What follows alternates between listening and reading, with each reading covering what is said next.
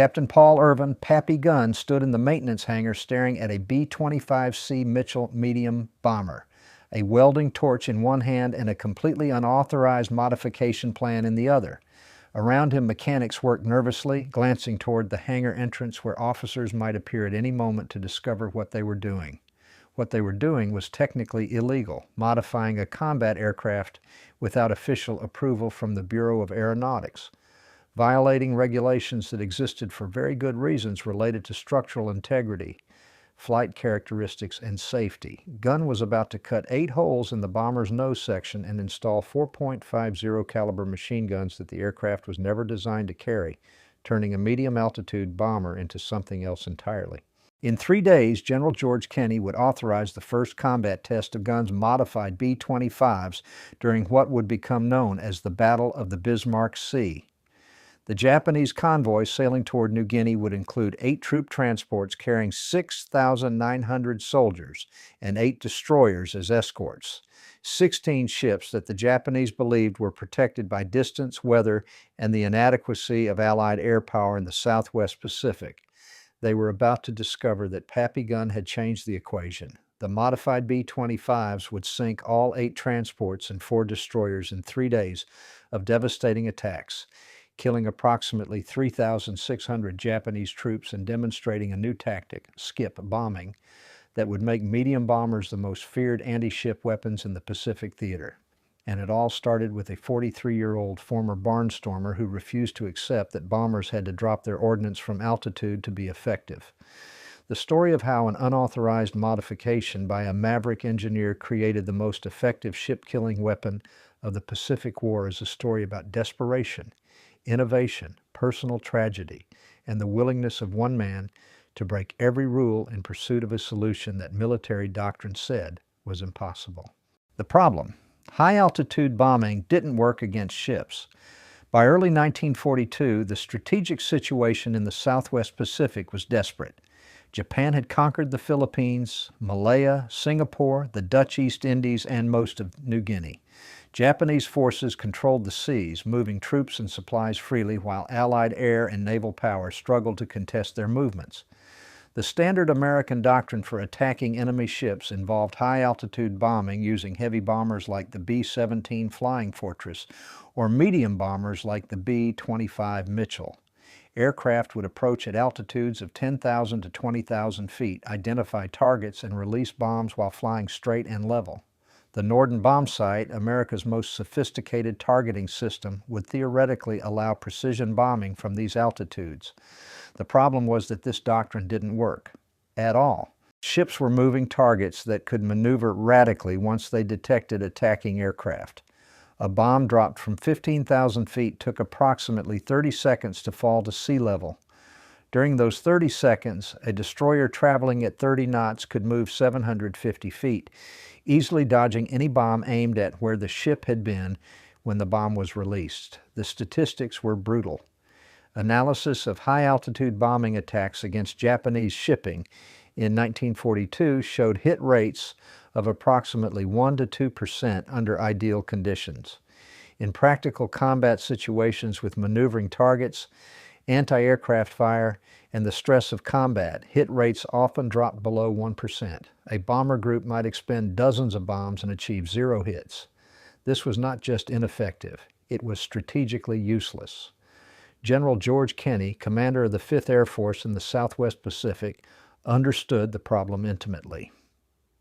His Air Force was responsible for interdicting Japanese shipping, protecting Allied convoys, and supporting ground operations across thousands of miles of ocean. High-altitude bombing consumed enormous quantities of ordnance, required extensive bomber sorties, and produced negligible results.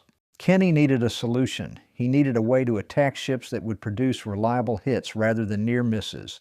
He needed a tactic that would make Japanese commanders fear moving troops by sea.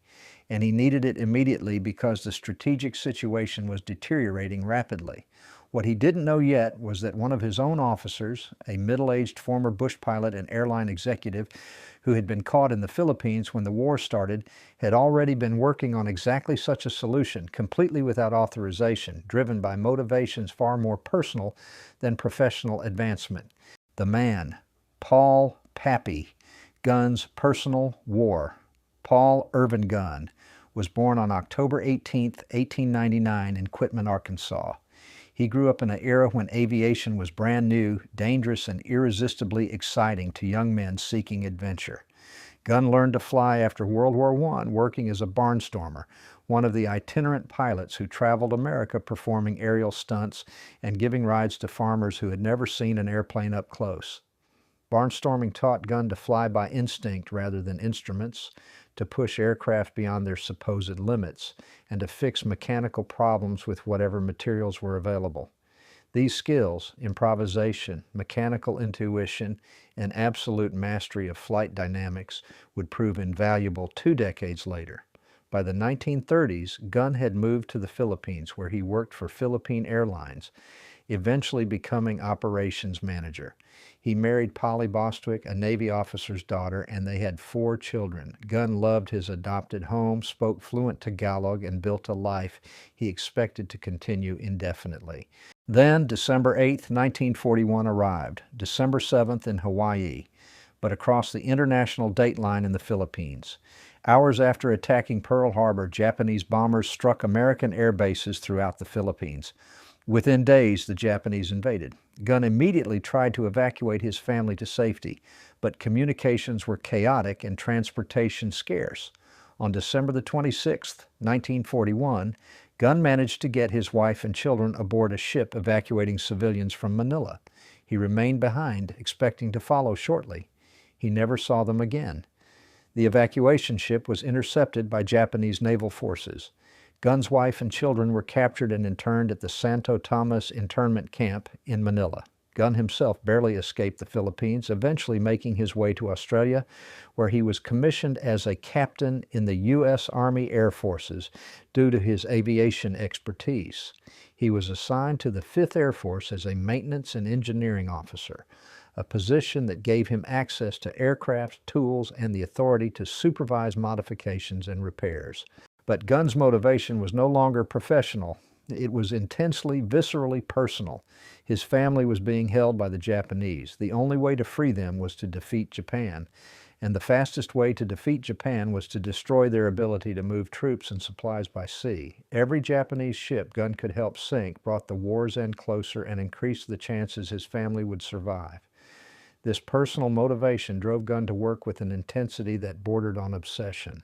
He slept in hangars, worked 18-hour days, and devoted every ounce of his mechanical genius to making Allied aircraft more deadly. And he was absolutely willing to ignore regulations, violate procedures, and risk court-martial if it meant developing weapons that would kill more Japanese and end the war faster. The innovation, skip bombing and forward-firing guns. Gunn's revolutionary idea was deceptively simple. Instead of bombing ships from altitude, attack them at mast height level, 50 to 100 feet above the water, and skip bombs off the ocean surface into the ship's hull, exactly like skipping stones across a pond. The concept wasn't entirely new. The British had experimented with skip bombing using Wellington bombers against German targets, but the British approach used specialized bombs with delayed action fuses and required precise approach angles and speeds. Gunn's innovation was adapting the technique for standard American ordnance and medium bombers operating under Southwest Pacific conditions. Skip bombing worked through simple physics. A bomb released from extremely low altitude at high speed would strike the water's surface at a shallow angle, bounce like a stone skipping across a pond, and impact the target ship at or below the waterline. The bomb's remaining forward velocity would drive it into the hull before the delayed action fuse detonated inside the ship, devastating damage that was virtually impossible to defend against. The technique had several enormous advantages over high-altitude bombing. First, accuracy. At mast height altitude, the distance from release point to target was measured in hundreds of feet rather than thousands. Time of flight was seconds rather than half a minute. Ships had no time to maneuver, and visual aiming was far more accurate than bomb sights. Second, lethality. Bombs striking at or below the waterline caused catastrophic flooding. Ships had armor protection on upper decks and superstructures, but hulls below the waterline were relatively thin. A bomb penetrating the hull underwater would flood multiple compartments instantly. Third surprise, high-altitude bombers were visible for miles and gave defenders ample warning. Low-altitude attackers could approach beneath radar coverage, hidden by weather or terrain, and arrive over targets with minimal warning. But skip bombing had one critical vulnerability. The attacking aircraft had to fly low, straight, and level directly toward heavily armed ships bristling with anti-aircraft guns. During the approach run, the bomber was completely exposed to defensive fire for 30 to 45 seconds, an eternity in combat. A single hit from a 20mm or 40mm anti-aircraft gun could destroy the aircraft. This was where Gunn's second innovation became critical, forward-firing armament that would suppress enemy anti-aircraft fire during the approach run. The standard B-25C Mitchell bomber carried a crew of 6, pilot, co-pilot, bombardier, navigator, radio operator, and 2 gunners. The aircraft's defensive armament was designed to protect against fighter attacks from various angles. Twin .50 caliber machine guns in a top turret, twin guns in a tail turret, and single flexible guns at waist positions. But the bomber had minimal forward-firing armament, just 1 or 2 .30 caliber guns in the nose that the bombardier could aim manually. This was adequate for a high-altitude bomber that would never face ground fire. It was catastrophically inadequate for low-altitude attacks against ships. Gunn's solution was to transform the B-25 from a high-altitude bomber into a low-altitude gunship. He started by removing the bombardier position entirely. The bombardier wouldn't be needed because skip bombing didn't require the Norden bomb sight. Pilots would aim the entire aircraft like a fighter and release bombs visually. With the bombardier position removed, Gunn had space in the bomber's nose. He designed a package of 4.50 caliber machine guns mounted in the nose, all fixed to fire forward.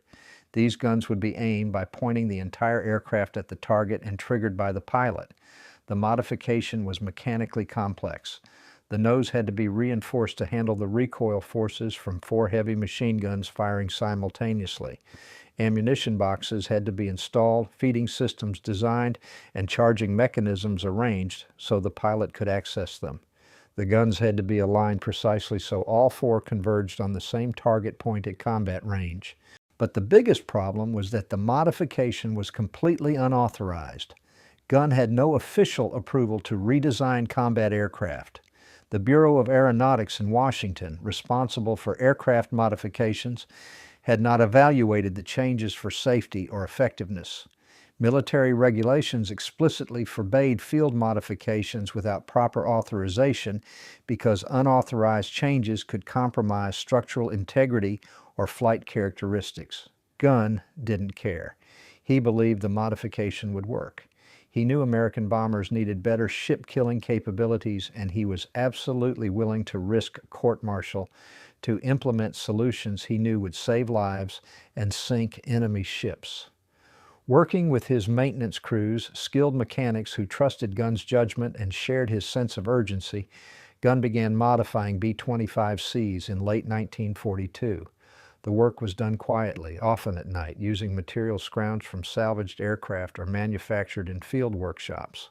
The first modified aircraft was completed in January 1943. But Gunn didn't stop with 4 guns. Once he had proven the nose package worked, he started adding more firepower. Some later modifications included 8 forward-firing .50 caliber guns, 4 in the nose, 2 mounted in blisters on each side of the fuselage beneath the cockpit. Combined with the top turret's twin guns that could be locked to fire forward, this created a forward battery of up to 10.50 caliber machine guns. The firepower was staggering. Each .50 caliber gun fired 750 to 850 rounds per minute with an effective range of approximately 1,000 yards. 10 guns firing simultaneously produced 7,500 to 8,500 rounds per minute, 125 heavy machine gun bullets every second, all converging on the same target. This concentration of fire would suppress anti-aircraft guns, kill exposed crew members, destroy radar and fire control equipment, and generally make life impossible for anyone on the deck of a ship being attacked. It transformed the B-25 from a bomber that had to survive defensive fire into a gunship that could suppress defenses before dropping bombs. The modified aircraft became known as commerce destroyers or strafers, though pilots quickly adopted a simpler nickname. They called them Pappy's modified B-25s, or just strafer bombers. Official Air Force documentation would eventually designate them B-25G and B-25H variants, but every pilot knew these were Pappy Gunn's creations. General Kenney learned about Gunn's modifications sometime in early 1943. Rather than court-martialing Gunn for unauthorized modifications, Kenney immediately recognized the potential. He had been searching desperately for effective anti-ship tactics. Gunn had created exactly what was needed, and Kenney was pragmatic enough to embrace solutions regardless of how unconventionally they had been developed. Kenney authorized combat testing of the modified B-25s and gave Gunn official backing to continue his work. The test would come sooner than anyone expected, when intelligence reported a large Japanese convoy sailing toward New Guinea, exactly the kind of target Gunn's innovations were designed to destroy. The proof: Battle of the Bismarck Sea, March 2nd to 4th, 1943. The intelligence was precise and timely. A Japanese convoy designated Operation 81 was departing Rabaul, the major Japanese base on New Britain, heading toward Lae on the northern coast of New Guinea. The convoy consisted of 8 troop transports carrying the Japanese 51st Division, 6,900 soldiers desperately needed to reinforce Japanese positions in New Guinea. 8 destroyers escorted the vulnerable transports. The Japanese believed the convoy would be safe for several reasons. First, the route passed through the Bismarck Sea, where weather was typically poor in early March, with low clouds and rain squalls that would hide ships from aerial observation. Second, the distance from Allied air bases to the convoy route was near the maximum range for Allied bombers, limiting time over target. Third, Japanese intelligence assessed Allied air power in the Southwest Pacific as inadequate to seriously threaten a well-escorted convoy. They were catastrophically wrong on all counts. General Kenney had been planning for exactly this kind of opportunity. He assembled a massive strike force: B-17 heavy bombers for high-altitude attacks, A-20 light bombers for low-altitude strikes, P-38 fighters for escort and strafing, and, critically, Pappy Gunn's modified B-25 strafers for skip bombing attacks. The battle began on March 2nd when B-17s located the convoy and conducted high-altitude bombing runs. Results were predictable: multiple near misses, no confirmed hits, and 1 transport damaged by near-miss concussion. The Japanese convoy continued toward Lae, confident they could weather conventional bombing attacks. March 3rd would be different. The weather on the morning of March 3rd was exactly as the Japanese had hoped: low clouds, poor visibility, rain squalls. But Allied reconnaissance aircraft managed to maintain contact with the convoy, reporting position updates that allowed strike planners to coordinate a massive attack. At approximately 10 a.m., the first wave of B-17S attacked from altitude, drawing Japanese anti-aircraft fire and forcing ships to maneuver. Then the modified B-25s arrived at mast height altitude, screaming toward the convoy at 265 miles per hour. The attacking technique Kenney and Gunn had developed was brutally simple but devastatingly effective. The modified B-25s would approach in waves of 3 to 6 aircraft, flying in loose formation at 50 to 200 feet above the water. When approximately 1,000 yards from target ships, the pilots would open fire with all forward guns, raking the decks with concentrated machine gun fire that killed anti-aircraft gunners, destroyed gun positions, and created chaos among defenders. The bombers would maintain fire until approximately 300 yards from the target, then release their bombs, typically 500-pound general-purpose bombs with 4 to 5 second delayed action fuses. The bombs would skip off the water surface like flat stones, bounce once or twice, and slam into the ship's hull at or below the waterline. The bomber would then pull up sharply to clear the target ship's superstructure, often passing directly over the vessel at mast height. The delayed fuses were critical. They gave the bomb time to penetrate deep into the ship's interior before detonating, creating maximum internal damage. A bomb exploding inside a cargo hold or engine room was far more devastating than one exploding against external armor. The results exceeded even Kenney's optimistic expectations. The first transport hit by skip bombing, the Kyokusei Maru, was struck by multiple bombs that penetrated the hull below the waterline. The ship flooded rapidly and began listing. Within 30 minutes, it capsized and sank, taking hundreds of soldiers to the bottom. Other transports suffered similar fates throughout the day. The concentrated machine gun fire from the B-25's forward armament proved devastatingly effective at suppressing defensive fire.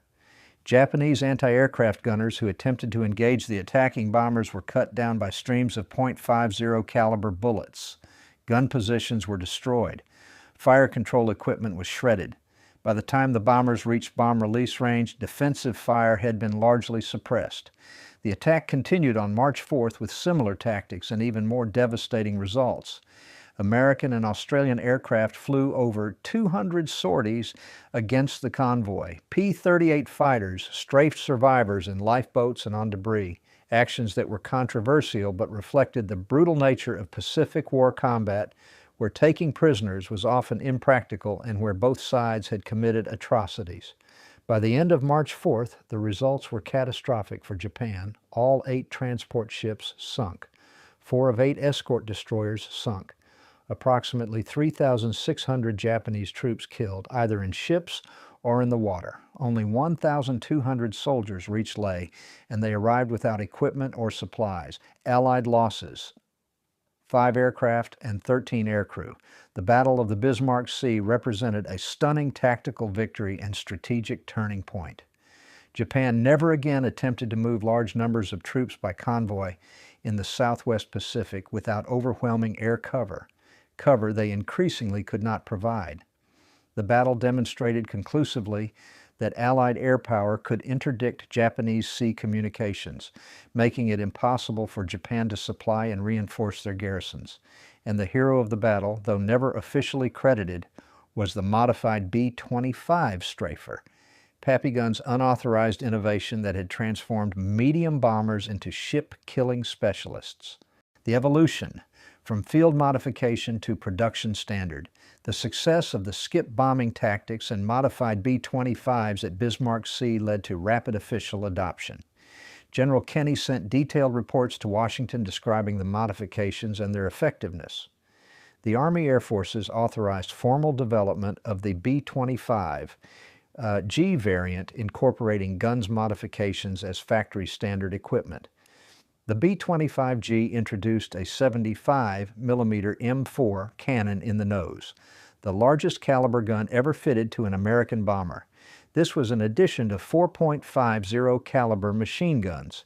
The 75mm cannon was adapted from the M4 Sherman tank's main gun, modified for aircraft installation with lighter weight and recoil mechanisms suitable for airborne use. The 75mm cannon provided extraordinary hitting power against ships, locomotives, and fortifications. The weapon could fire high explosive or armor-piercing rounds with devastating effect. A single 75mm hit could destroy a locomotive, penetrate ship armor, or collapse a reinforced bunker. Combined with the .50 caliber machine guns for suppressing defensive fire, the B-25G represented perhaps the most heavily armed production bomber of World War II. 400 to 5 B-25G aircraft were produced, but the variant had problems. The 75mm cannon was difficult to reload in flight, requiring the co-pilot to manually load rounds from the cockpit, a process that was awkward and slow. The cannon's recoil, while manageable, affected aircraft handling, and the weapon's relatively slow rate of fire, approximately 4 to 6 rounds per minute, limited its effectiveness against moving targets. The subsequent B-25H variant refined the gunship concept based on combat experience. The 75mm cannon was retained, but the forward machine gun armament was increased to 8.50 caliber guns, 4 in the nose, 2 in blisters on each side of the forward fuselage. Additional improvements included upgraded armor protection for the crew, better pilot visibility, and refined bombing equipment. 1,000 B-25H aircraft were produced, and these became the definitive gunship variant. In skilled hands, a B-25H could carry devastating firepower against ships, ground targets, and even enemy aircraft. The combination of the 75mm cannon and 8 machine guns, combined with skip bombing techniques, made the aircraft feared throughout the Pacific. But Gunn didn't stop with B-25s. He applied similar modifications to A-20 Light bombers, installing additional forward-firing guns and adapting skip bombing techniques for the smaller, faster aircraft. He worked on P-38 fighter modifications, adding bomb racks and developing dive bombing techniques. He modified transports to carry additional cargo or serve as makeshift bombers. Any aircraft that could be made more effective, Gunn would modify. His work earned him promotion to major, then lieutenant colonel. General Kenney gave Gunn extraordinary latitude to experiment with aircraft modifications, knowing that Gunn's mechanical genius and combat experience would produce innovations that might never emerge from formal development channels. The legacy: skip bombing dominates Pacific naval warfare. Skip bombing became standard doctrine for attacking Japanese shipping throughout the Pacific theater. The technique that had started as Pappy Gunn's unauthorized experiment became the preferred method for medium bomber attacks against ships. Between March 1943 and August 1945, modified B-25s and other aircraft using skip bombing techniques sank or heavily damaged hundreds of Japanese ships. Every major Japanese convoy attempting to supply isolated garrisons faced devastating attacks from low-altitude bombers that would approach at wave-top height, suppress defenses with concentrated gunfire, and skip bombs into hulls with deadly accuracy. The strategic impact was profound. Japan's ability to reinforce and supply garrisons throughout the Pacific collapsed. Troops on islands like New Guinea, the Solomons, and eventually the Philippines found themselves cut off, unable to receive supplies, reinforcements, or medical evacuation. These isolated garrisons withered, starved, and eventually surrendered or were destroyed without requiring major amphibious assaults. The interdiction of Japanese shipping also devastated Japan's merchant marine. Japan entered the war with approximately 6 million tons of merchant shipping, barely adequate for the empire's needs even in peacetime. By 1945, Allied submarines, aircraft, and mines had reduced this to less than 2 million tons. Skip bombing by medium bombers accounted for a significant portion of these losses.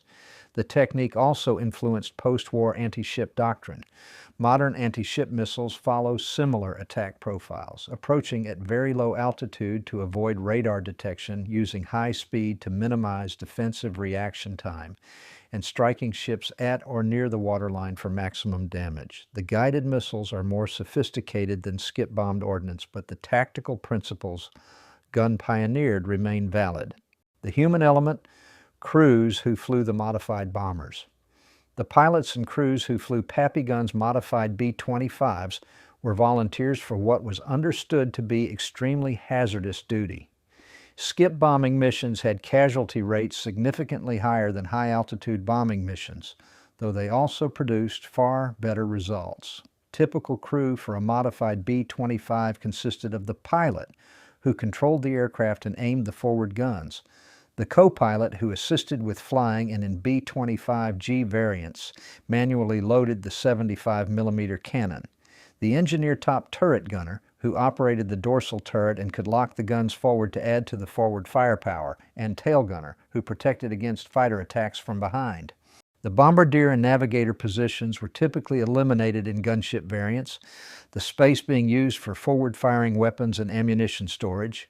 This reduced crew size to 4 or 5, down from the standard 6, but reflected the reality that skip bombing didn't require the specialized skills of a bombardier using precision bomb sights. Crew morale on these missions was generally high despite the dangers. Pilots knew their attacks were effective. They could see ships burning and sinking, confirmation that their missions were accomplishing strategic objectives. This was enormously satisfying compared to high-altitude bombing, where crews rarely saw results of their attacks and often returned unsure whether they had hit anything. The forward-firing armament also gave pilots a psychological advantage. Rather than being passive targets during attack runs, they could actively engage defenders, suppressing fire and fighting back. This sense of agency, the ability to fight rather than simply endure enemy fire, improved morale and reduced the psychological stress of repeated combat missions. But losses were real and constant. Crews were shot down by defensive fire. lost to mechanical failures at low altitude where recovery was impossible, or killed by accidents during the extremely demanding low-altitude flying. Each squadron lost men steadily throughout the campaign. The survivors remembered their fallen comrades and understood they were alive partly through luck and partly through skill. The bond between crew members was intense, forged by shared danger and mutual dependence. Pilots trusted their gunners to protect them from fighters. Gunners trusted pilots to bring them home safely. That trust was essential for effectiveness and survival. The personal tragedy and triumph. Throughout his revolutionary work, Pappy Gunn remained driven by intensely personal motivation. His family remained imprisoned in the Philippines. Santo Tomas internment camp, where his wife and children were held, was notorious for harsh conditions. Internees faced malnutrition, disease, and brutal treatment from guards. Gunn knew that every day his family spent in captivity increased the chances they wouldn't survive. He drove himself relentlessly, working to develop weapons that would help defeat Japan faster and free the Philippines sooner. His innovations in aircraft modification and tactics weren't abstractions. They were deeply personal contributions to a war he needed to win. In January 1945, American forces invaded Luzon and began liberating the Philippines. On February 3, 1945, elements of the 1st Cavalry Division reached Santo Tomas internment camp and liberated 3,785 internees who had been held there since 1942. Among the liberated internees were Pappy Gunn and her 4 children. They had survived 3 years of captivity. Polly weighed 90 pounds, down from her pre-war weight of 130 pounds. The children were malnourished and traumatized but alive. They were evacuated to Australia and eventually to the United States. Pappy Gunn received word of his family's liberation while stationed in the Philippines. The personal motivation that had driven him for 3 years was fulfilled. His family was safe. But the war continued, and Gunn continued his work, now motivated purely by professional duty and the desire to help end the conflict that had already cost so many lives. The final mission and aftermath. Pappy Gunn continued serving in the Pacific Theater through the end of the war, working on aircraft modifications, training pilots, and occasionally flying combat missions himself. Despite his age, 45 years old by war's end, and senior rank, he received numerous decorations for his service, including the Distinguished Service Cross, the second highest military decoration for valor, for his actions in combat and his contributions to developing effective anti-ship tactics. General Kenney personally credited Gunn with innovations that had saved countless Allied lives and shortened the war. After Japan's surrender, Gunn remained in military service briefly, but soon retired to reunite fully with his family. The years of separation, the trauma of captivity, and the intensity of his wartime work had taken their toll on all of them. Gunn worked in civil aviation after the war, returning to his roots in civilian flying, but never with the intensity that had characterized his wartime service. Paul Pappy Gunn died on October 11, 1957, at age 57. His obituaries noted his wartime service and his contributions to aviation, but few outside military aviation circles fully understood the magnitude of his achievements. He had revolutionized anti-ship warfare, pioneered tactics that became standard doctrine, and personally modified hundreds of aircraft that killed thousands of enemy soldiers and sank hundreds of enemy ships.